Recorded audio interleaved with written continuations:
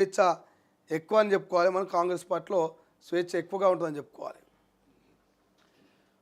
Aghori first wife నేనే, వర్షిని వాణ్ణి నాకు అప్పగించు, వాడి పెళ్ళి ఈసారి నేను చేస్తా, నీది వేస్ట్ క్యారెక్టర్, ఆడపిల్లకు అన్యాయం జరిగితే పోరాడవా. తెరపైకి అఘోరి ఫస్ట్ వైఫ్ రాధ. ఇక వాడు నన్ను మోసం చేశాడు, వాడి పేరు అఘోరి కాదు, అల్లూరి శ్రీనివాస్ అలియాస్ అఘోరి. మొదటి భార్యను నేను, ఆ వర్షిని రెండో పెళ్లి చేసుకున్నాను. అయినా నేను ఉంటుండగా ఆమెను మరో పెళ్లి ఎలా చేసుకుంటాడు? నేను చట్టపరంగా చర్యలు తీసుకుంటా, నా మెడలో తాళి కట్టి ఇప్పుడు వర్షిని పెళ్లి చేసుకున్నాడు అంటున్నారు అని అఘోరి మొదటి భార్య రాధ మీడియా ముందుకు వచ్చింది. అనంతరం శ్రీవర్షిని గురించి సంచలన విషయాలు మాట్లాడింది. నేను వర్షిని అంత గలీజ్ దాని కాదు, ఆమెలా పేరెంట్స్ను వదిలి వాళ్ళను బాధ పెట్టేంత క్యారెక్టర్ నాది కాదు. నాకు అఘోరికి మ్యారేజ్ అయిందని వర్షినికి కూడా ముందే తెలుసు. ఏ ఆడపిల్లకు అన్యాయం జరిగినా నేను కూడా వచ్చి పోరాడతానని ఇటీవల ఒక లైవ్లో వర్షిని చెప్పింది. ఇప్పుడు అల్లూరి శ్రీనివాస్ అఘోరి వల్ల నాకు అన్యాయం జరిగింది కాబట్టి వర్షిని కూడా నాతో పోరాటం చేయాలి, లేదంటే అఘోరిని తీసుకొచ్చి నాకు అప్పగించు, నేను ఏం చేస్తానో తర్వాత అందరికీ తెలుస్తుంది. వర్షిని నిజంగా నువ్వు ఒక ఆడపిల్ల అయితే అఘోరిని తీసుకొచ్చి నాకు అప్పగించాలి, నా చేతిలో వాడికి పెళ్లి చేస్తానని రాధ తేల్చి చెప్పింది. అది నా పెళ్ళాం కాదు, నేను తాళి కట్టలేదు. ఫస్ట్ వైఫ్ కామెంట్స్పై అఘోరి ఫైర్. సో ఇక్కడ మంచిగా ఆలోచన చేయాలి. ప్రధానంగా తెలంగాణలో ఉన్నటువంటి యువతి యువకులు ఇంకా బాగా ఆలోచన చేయాలి. ఈ వీడియో మీద మీరు అనాలిసిస్ చూడాలి. ఒకసారి ఈ వీడియోను మీరు చూసి ఈ వీడియోను 10 మంది షేర్ చేసే ప్రయత్నం చేయాలి.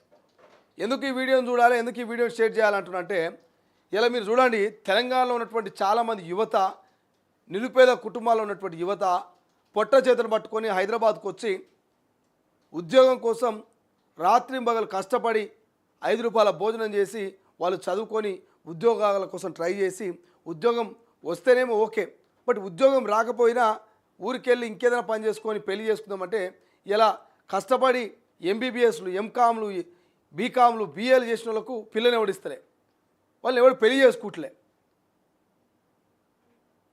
30-35 ఏళ్ళు వచ్చినా కూడా రాష్ట్రం మొత్తం తిరిగినా, లేకపోతే గ్రామాలన్నీ తిరిగినా కూడా పిల్లని ఇస్తలేరు కొంతమందికి ఊళ్ళలో. మరి ఎందుకు పిల్లని ఇస్తలేరా అంటే, చదువా మంచిగా చదువుకుంటున్నారు, మరి తెలివితేటలా బాగానే ఉన్నాయి, ఏదో ఓ ప్రైవేటు ఉద్యోగం కూడా చేస్తూ ఉన్నారు, మరి అయినప్పటికీ పిల్లని ఎందుకు ఇస్తలేరో అర్థం కానటువంటి పరిస్థితి. కానీ ఇలా ఈ అఘోరి అనేటువంటి వ్యక్తి ఎవరైతున్నారో, ఈ అఘోరి దగ్గర ఏం చూసిరో అర్థమవుతలే. అందరి యువకులు లెక్క ఆయన పెద్దగా ఉన్నత చదువులు చదువుకోలే, అందరి లెక్క ఏదో ప్రైవేట్ కంపెనీలో ప్రైవేట్ జాబో గవర్నమెంట్ జాబో చేయట్లే, అందరి లెక్క మరి నార్మల్గా యువకులు జీవించినట్టుగా జీవిస్తలే. జీన్స్ ప్యాంట్ వేసుకొని మంచిగా టీషర్ట్ వేసుకొని అర్ధనగ్నంగా బట్టలు లేకుండా సనాతన ధర్మం అని మతాల మధ్య చిచ్చు పెట్టి సోషల్ మీడియాలో హైప్ కోసము ప్రయత్నాలు చేస్తున్న ఈ అఘోరి దగ్గర ఏం నచ్చుతుందో తెలియదు. కానీ యువతులు క్యూ కడుతున్నారు, అమ్మాయిలు క్యూ కడుతున్నారు. మరి ఈ అఘోరి మరి ఎందుకు ఇట్లా వ్యవహరిస్తున్నాడో తెలియదు, ఏం మత్తుమందు జల్లి వశపరుచుకున్నాడో తెలియదు. కానీ అఘోరి ఎంపాడి అమ్మాయిలు క్యూ కడుతున్నారు. మొదటి భార్య రాధనంట తెర మీదకి వచ్చిందంట. అఘోరి నా భర్త, అఘోరిని నువ్వు వదిలిపెట్టని చెప్పేసి వర్షిని అనేటువంటి అమ్మాయికి వార్నింగ్ ఇస్తున్నది. అఘోరిని నాకు అప్పచెప్పు, వాని కథ నేను చూసుకుంటా అని వర్షిని అనే అమ్మాయికి చెప్తా ఉంది. ఇక వర్షిని అనే అమ్మాయి అయితే అమ్మ నాయనను వదిలిపెట్టి, అన్నదమ్ములను వదిలిపెట్టి, కన్నా తల్లిదండ్రులు నడిచిపెట్టి, పుట్టిన ఊరు నడిచిపెట్టి మొత్తం ఈ అఘోరి ఎంబడి తిరుగుతున్నది. నా తల్లి అంటున్నది, నా భర్త అంటున్నది, నా స్వామి అంటుంది, నా నాదుడు అంటూ ఆయనతో ట్రావెల్ చేస్తూ ఉంది. మరి ఎందుకు ట్రావెల్ చేస్తుందో తెలియదు, ఏ నచ్చిందో తెలియదు, మరి ఏ ఆశ చూపించిందో తెలియదు. అంటే ఇవాళ చదువుకొని ఉద్యోగాలు రాని యువకులంతా కూడా ఇట్లా అఘోరిగా మారేటట్టున్నారు. ఇక చదువు సంధ్య లేని అఘోరి ఎంబడి ఇంతమంది అమ్మాయిలు పెళ్లి చేసుకో అని ఎంబడి పడితే, చదువు ఉన్నటువంటి మా ఎంబడి ఎవడు పడతాడు, మమ్మల్ని ఎవడు పెళ్లి చేసుకోడు, కనీసం డేకవుడు డేక్తలేరని ఇక రేపు పోరగాళ్ళంతా అఘోరి లెక్క మరి మాల తీసుకొని అఘోరి లెక్క రేపు పొద్దున హిమాలయాలకు అక్కడికి పోయేటట్టున్నారు. ఇక అసలు ఎందుకు ఈ అఘోరి ఈ రకంగా వివరిస్తుంది, ఎందుకు ఈ రకంగా మీడియాని డైవర్ట్ చేస్తుంది, ఎందుకు ఈ రకంగా మత విద్వేషాలని రెచ్చగొడుతుంది, ఎందుకు ఈ రకంగా అమ్మాయిల్ని ట్రాప్లో దించుతుంది, ఎందుకు ఈ రకంగా అఘోరిని సోషల్ మీడియా హైలైట్ చేస్తుందో అర్థమవుతలే. కానీ ఒకసారి ఆలోచించండి, ఒకసారి మీరు కూడా అఘోరి మీద ఫోకస్ పెట్టుర్రి.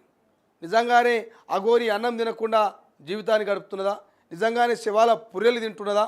నిజంగానే రూపాయి పైసా లాభం లేకుండా అఘోరి సనాతన ధర్మం అని ఇదని అదా అని చెప్పేసి ఇతర రాష్ట్రాలన్నీ తిరిగి దేశ విదేశాలన్నీ తిరిగి ఈ రకమైనటువంటి హైప్ని తెచ్చుకుంటుందా?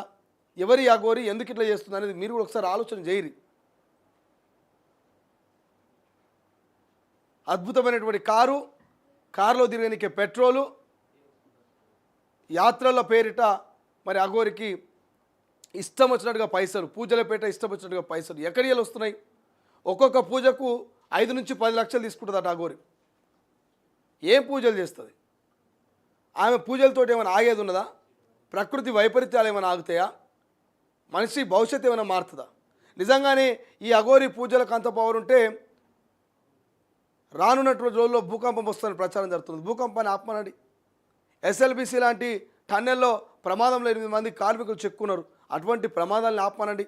అక్కడ ఇంకా 50 రోజులైనా 6 డెడ్ బాడీలు దొరకలేదు.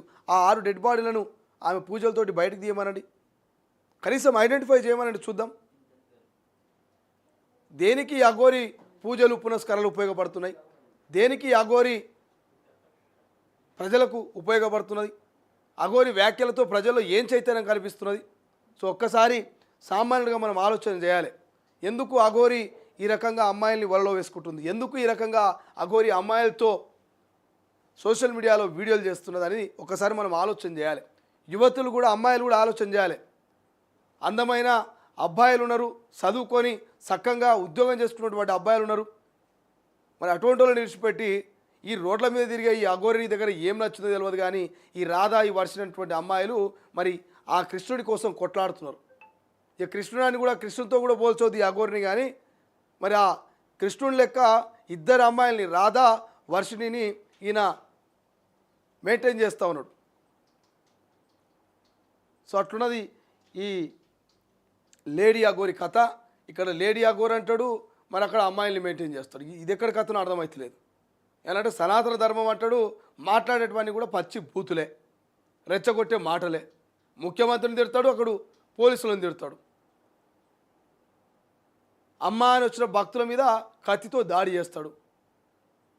నాకు అనిపిస్తున్నది ఇది లేడీ అఘోరి కాదు, లేడీ సైకో అనిపిస్తున్నది, లేడీ అపరిచితుడు అనిపిస్తున్నది నాకైతే.